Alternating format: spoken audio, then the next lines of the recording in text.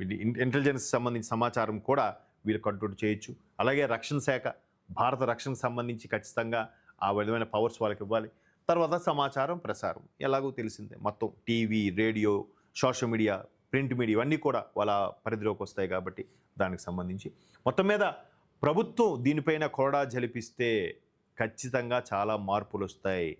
నోటికొచ్చినట్టు వాగడం, అనుకుంటున్నారట, జరిగిందట అనేలా కాకుండా ఉన్న సమాచారంపై ఇప్పుడు మనం చేసే ప్రయత్నం ఉన్న వార్తాపత్రికలో గానీ, న్యూస్ ఛానల్స్‌లో గానీ వచ్చే వార్తలపై వాళ్ళకి ఏదో ఎంతో కొంత ఆధారం లేనిదే ఈ విధమైన ప్రచురణ చేయకూడదు. లేపోతే వాళ్ళు దానికి సంబంధించిన తర్వాతొచ్చే కాన్సిక్వెన్సెస్‌పై ఎదుర్కొనే పరిస్థితి ఉంటుంది. కాబట్టి వాళ్ళు చాలా జాగ్రత్తగా వేస్తారు. సొంత ఛానల్ ఉంది కదా అని నోటికొచ్చినట్టు రాయడాలు, నోటికొచ్చినట్టు ప్రసారాలు చేస్తే ఇకపై చెక్ పెట్టే అవకాశం ఉంది. చూద్దాం. మరి ప్రభుత్వం దీనిపై ఉక్కుపాదం మోపుతుందంటున్నారు. ఆ ఉక్కుపాదం ఏ స్థాయిలో ఉంటుందో అనేది